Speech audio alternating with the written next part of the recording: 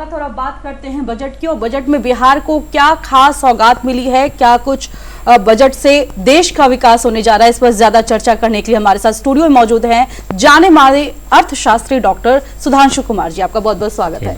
सुधांशु जी, सबसे पहले हम बात करेंगे बजट की राष्ट्र के दृष्टिकोण से। तो इस बजट को किस रूप में देखते हैं? विकसित भारत की श्रेणी में परिप्रेक्ष्य में क्या कहेंगे सर? प्रधानमंत्री मोदी जी के नेतृत्व में तीसरे टर्म में यह पहला बजट है और इससे पहले एक अंतरिम बजट चुनाव से पहले प्रस्तुत किया गया था।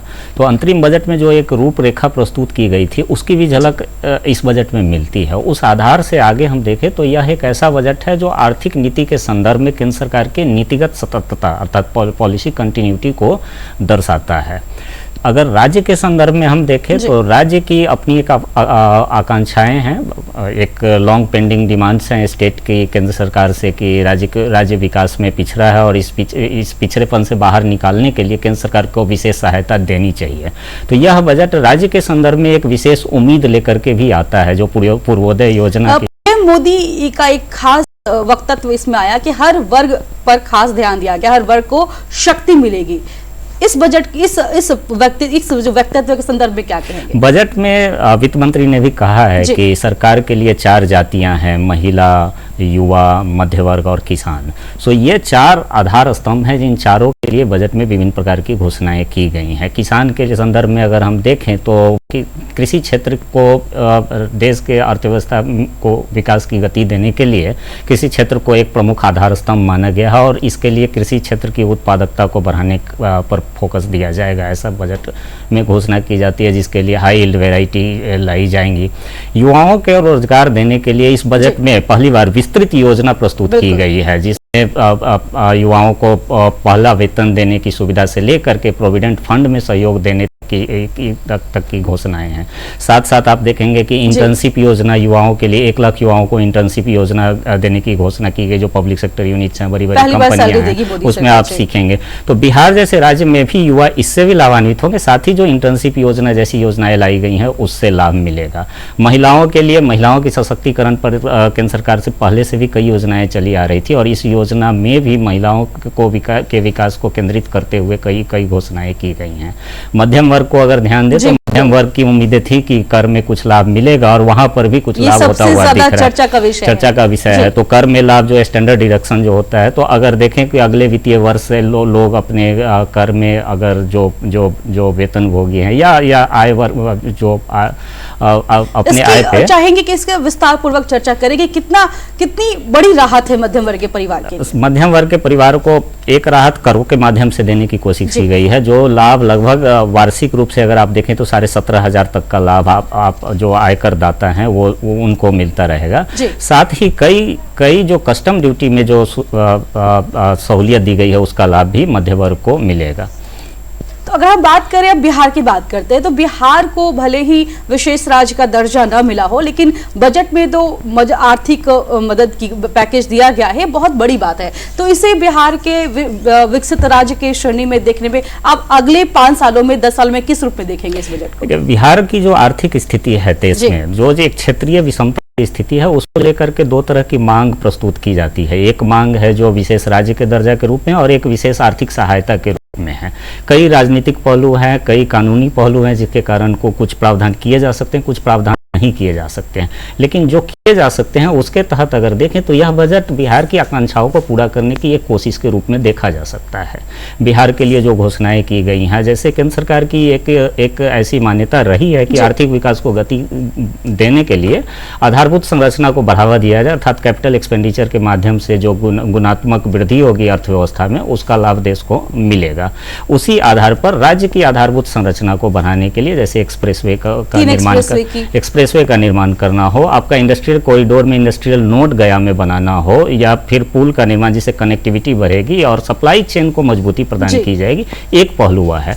दूसरा एक जो संभावना तलाशी जाती है कि राज्य के विकास में पर्यटन के क्षेत्र में विशाल संभावना है। कॉरिडोर की बनाने की बात भी तो उसकी बात जब इसमें होती है कि राजगीर के वो डेवलप करने की बात है, धार्मिक रूप से और अन्य रूप से भी पर्यटन में काफी नालंदा को की गई है। बोध गया में दो प्रमुख तीर्थ स्थान है, आपके महाबोधि मंदिर और जो आपके विष्णुपद मंदिर है, विष्णुपद मंदिर है, तो इन दोनों को काशी कॉरिडोर के स्तर पर इनको विकसित करने की घोषणा की है। इन सब के साथ ही अगर उत्तर भारत की तरफ हम देखें तो उत्तर भारत की एक बड़ी चुनौती रही है कि बाढ़ और सुखाड़ दोनों साथ साथ आती है। यह आती है वहाँ की नदियों के नेटवर्क का जो उद्गम स्थल है वह नेपाल में है, जो बिहार के कंट्रोल के बाहर में है। तो इस बजट में उस पर भी विशेष ध्यान दिया गया है। तो इन सब चीजों को अगर मिला करके देखें तो देश के लिए जो योजनाएं घोषित की गई हैं उसका लाभ तो बिहार को मिलता हुआ दिखता है, लेकिन साथ साथ बिहार को लेकर के भी कुछ विशेष घोषणाएं हुई हैं जिससे एक सकारात्मक संदेश और ऐसा एक माहौल बना है कि आने वाले समय में बिहार पर भी विशेष ध्यान दिया गया है। अगर हम बात करें इंडस्ट्रियल हब की गया में, या फिर बात करें जो सुखाड़ और बाढ़ की बात हो रही, नेपाल से जो बात करने की बात कही जा रही है इस बजट में, तो इससे लिंक कर सकते हैं हम पलायन को। तो क्या आपको लगता है कि बिहार से जो पलायन होता है, क्योंकि यहाँ पे ना निवेशक है, ना निवेश है, ना उद्योग है, और बाढ़ भी है, सुखाड़ भी है, तो क्या उससे राहत, उससे बचाव होगा? क्या वो पलायन रुकेगा? इसके लिए बिहार की आर्थिक जो संरचना है और जो स्थिति है उसको थोड़ा सा ध्यान देने से चीजें स्पष्ट होती हैं कि बिहार देश का वह हिस्सा है जहां एक बड़ी आबादी रहती है, और वह बड़ी आबादी एक घनी आबादी के रूप में है। पूरे देश का 9.4% आबादी यहाँ रहती है, लेकिन पूरे देश की आर्थिक गतिविधियों में जो वैल्यू एडिशन है, मूल्यवर्धन में, उसमें 2.4% ही योगदान कर पाता है। ऐसी स्थिति में उम्मीदों के तलाश में लोग अपने जीवन यापन के लिए पलायन करते हैं, एक स्वाभाविक सी प्रक्रिया है। इसके पीछे कई कारण हो सकते हैं। एक कारण संभावनाओं की कमी, अपॉर्चुनिटीज की कमी हो सकती है। दूसरा, जब बाढ़ की स्थिति को हम देखते हैं तो वो एक जियोग्राफिकल कंडीशन ही ऐसा है कि यहाँ पर नदियाँ बहुत अधिक हैं। जब बारिश होगी नेपाल में तो यहाँ बाढ़ आएगा, उससे क्षति होगी। इन चीजों को, और दक्षिण बिहार सुखाड़ की से परेशान है, दक्षिण बिहार सुखाड़ की परेशान, और इवन उत्तर बिहार में भी आप जाएंगे तो एक समय में ही कुछ हिस्से में आपको सुखाड़ भी मिलेगा, कुछ बाढ़ भी। तो यह चुनौतीपूर्ण स्थिति है जो केवल राज्य की राजकोषीय स्थिति से पूर्णतः इसको हैंडल करना संभव नहीं था। तो इस बजट में, और इस बजट से पहले भी एक कमेटी बनी थी जो इस पर गंभीरता से विचार करेगी, और एक उम्मीद जगती है जब चीज़ें ठीक होंगी तो निवेश की संभावनाएं भी बढ़ती है। जो एक्सप्रेसवे आ रहे हैं उसके किनारे बनेंगे, जो इंडस्ट्रियल कॉरिडोर है उसके साथ बढ़ेंगे, टूरिज्म से जुड़ी हुई चीज़ें होंगी।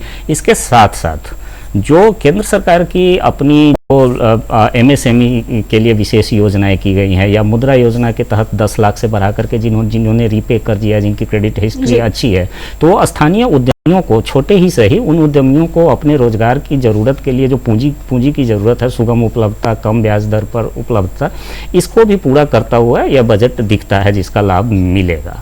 साथ ही कृषि के क्षेत्र में अगर आप देखेंगे तो जहाँ घनी आबादी है तो चीज़ों की सस्टेनेबिलिटी को लेकर के विशेष चिंता होती है, वह कृषि का भी हो और मनुष्य के जीवन यापन के लिए भी हो। तो इस बजट में सस्टेनेबिलिटी कैसे हो, पर्यावरण की भी चिंता की गई है। एक पहलू देखेंगे, बिहार में शहरीकरण काफी कम हुआ है, और विभिन्न सोशियो इकोनॉमिक इंडिकेटर में काफ़ी प्रगति तो हुई है बिहार में, लेकिन अभी भी हम पीछे चल रहे हैं। तो एक संभावना बनती है कि आने वाले समय में अर्बनाइजेशन तेजी से होगा। तो इस संदर्भ में भी अर्बन प्लानिंग से रिलेटेड कई घोषणाएं की गई हैं, जैसे अर्बन लैंड रिकॉर्ड्स हों, उसको प्रॉपरली मेंटेन किया जाए, इंफ्रास्ट्रक्चर को अच्छे से डेवलप किया जाए, इन चीज़ों को ध्यान में रखने की कोशिश की गई है। अर्बन क्षेत्र की बात करें तो रूरल क्षेत्र की बात कर लेते हैं। हम बात कर रहे थे बाढ़ की। एक और समस्या है कि यहाँ सिंचाई की बहुत बड़ी समस्या रही, पानी को, आखिर पानी का इस्तेमाल कैसे किया जाए, तो इसको लेकर क्या कोई प्रावधान है इस बजट में? बजट में कि कृषि में जो महत्वपूर्ण बजट के बिंदु हैं वह यह है कि कृषि क्षेत्र को एक आधार स्तंभ माना गया है कि देश के विकास के लिए कृषि का विकास होना आवश्यक है। इसके कई कारण हो सकते हैं। आप सहमत हैं कि एक बड़ी आबादी कृषि क्षेत्र से जुड़ी हुई है। साथ ही साथ बदलती परिस्थिति में कृषि और उसके सहवर्ती जो क्षेत्र हैं, जैसे फिशरीज हो गए और जो एलाइड सेक्टर्स हैं, उनमें प्रॉफिटेबिलिटी बढ़ने की संभावना दिखती है, अन्य संभावना है। तो इस बजट ने क्या किया, पहले की जो नीतियाँ हैं वो तो जारी रहेंगी, लेकिन इस बजट ने स्पेसिफिकली कहा है कि आने वाले समय में सरकार का फोकस, और उसके लिए बजटीय प्रावधान किए गए हैं कि सरकार का फोकस उत्पादकता को बढ़ाने में दी जाएगी, और उसके लिए वैज्ञानिक शोध को आधार माना गया है। चूंकि समय में बस कम है, 1 ही मिनट का है, तो आप अगले 5 सालों में बिहार को किन राज्यों की श्रेणी में देखते, बस ये जानना चाहिए। बिहार आज जहां है उसके लिए एक शुरुआत बजट में हुई है। यह बहुप्रतीक्षित आकांक्षा थी। क्या बिहार तैयार है? बिहार तैयार है और बिहार की आकांक्षा थी। उस आकांक्षा की पूर्ति के दिशा में एक प्रयास, एक उम्मीद जगाता है कि इस साल के बजट में इतनी घोषणाएं हुई हैं, अगले वर्ष और अधिक होंगी। इन चीजों को के क्रियान्वयन के साथ साथ और भी कई चीजें जुड़ी हुई हैं जिससे विकास को और बल मिलेगा। शुक्रिया, बहुत बहुत धन्यवाद आपका डॉक्टर सुधांशु जी। तो आपने बहुत अच्छी अच्छी बातें बताई कि आखिर बजट जो है, बिहार को जो कुछ मिला है बजट में, किस तरह से बिहार 5 सालों के बाद देखा जाएगा, बिहार विकसित राज्यों की श्रेणी में आ पा गया कि नहीं, है इस पर बहुत अच्छा दृष्टिकोण डॉक्टर सुधांशु कुमार के द्वारा डाला गया है। चलिए खबरों में आगे बढ़ते हैं।